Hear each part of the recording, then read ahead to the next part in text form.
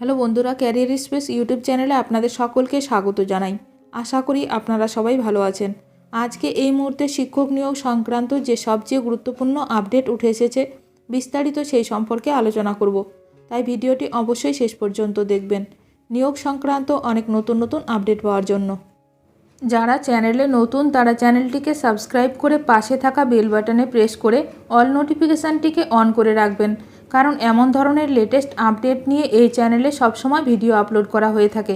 26,000 চাকরি বাতিল মামলার শুনানি নিয়ে বড় খবর সামনে এলো, জেনে নিন এক্ষুনি। সুপ্রিম কোর্টে স্কুল সার্ভিস কমিশনের WBSSC 26,000 চাকরি বাতিল মামলার শুনানি নিয়ে বড় খবর সামনে এলো। এর আগে 16 জুলাই ওই মামলার শুনানি পিছিয়ে দেওয়া হয়েছিল 21 দিনের জন্য। সুপ্রিম কোর্ট বলেছিল, এই মামলার সঙ্গে যুক্ত সমস্ত পক্ষের বক্তব্য শুনে তারপরেই এ ব্যাপারে পরবর্তী সিদ্ধান্ত নেওয়া হবে। সেই মতো 6 আগস্ট অর্থাৎ মঙ্গলবার মামলাটির শুনানি হওয়ার কথা ছিল, তবে পিছিয়ে যায় 26,000 চাকরি বাতিল মামলার শুনানি। ফের শুনানির তারিখ দেওয়া হলো। এসএসসির চাকরি বাতিল মামলার সুপ্রিম কোর্টে পরবর্তী শুনানি 28/8/2024 তারিখে অর্থাৎ বুধবারে। সর্বোচ্চ আদালতের প্রকাশিত তথ্যের উপর ভিত্তি করেই এই তারিখ সামনে আসছে। এ রাজ্যের হাজার হাজার চাকরি প্রার্থী এই মামলার দিকে তাকিয়ে আছেন। বিচারপতি চন্দ্রচূড়, বিচারপতি JB পার্দিওয়ালা ও বিচারপতি মনোজ মিশ্রের বেঞ্চে মামলাটির শুনানি হওয়ার কথা।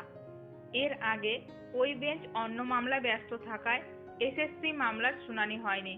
সুপ্রিম কোর্টের তরফে জানানো হয়, আগামী 13ই আগস্ট ওই মামলার শুনানি হওয়ার সম্ভাবনা রয়েছে, তবে সেদিনও শুনানি হয়নি। এই মামলায় বেশ কিছু নতুন আবেদন জমা পড়েছে। আদালত তাদের নিজেদের বক্তব্য 4 সদস্যের কমিটিকে জানাতে সুযোগ দিয়েছে। সোমবারের মধ্যে নিজেদের বক্তব্য কমিটিকে জানাতে হবে নতুন মামলাকারীদের। এসএসসি নিয়োগ দুর্নীতিতে প্রায় 26,000 প্রার্থীর চাকরি বাতিল করেছে কলকাতা হাইকোর্ট। সেই রায়কে চ্যালেঞ্জ করে সুপ্রিম কোর্টে মামলা দায়ের হয়। মামলায় 5 পক্ষকে তাদের বক্তব্য জমা দিতে বলা হয়েছিল। আদালতের নির্দেশ মতো তা জমা পড়েছে, তবে তার বহর 10,269 পাতা। এসএসসির প্রায় 26,000-এর চাকরি বাতিলের মামলা চলছে সুপ্রিম কোর্টে। আদালত আগেই জানিয়েছিল 5 পক্ষের বক্তব্য শুনবে। এই 5 পক্ষ হলো রাজ্য, এসএসসি, তদন্তকারী সংস্থা, মূল মামলাকারী ও যাদের চাকরি বাতিল নিয়ে বিতর্ক শুরু হয়েছে। এর আগে প্রায় 26,000 চাকরি বাতিলের নির্দেশ দিয়েছিল হাইকোর্ট। সেই নির্দেশকে চ্যালেঞ্জ করে সুপ্রিম কোর্টে মামলা করে রাজ্য সরকার ও এসএসসি। এখন দেখার বিষয় সুপ্রিম কোর্টে এই মামলার কি রায় দেন বিচারপতি।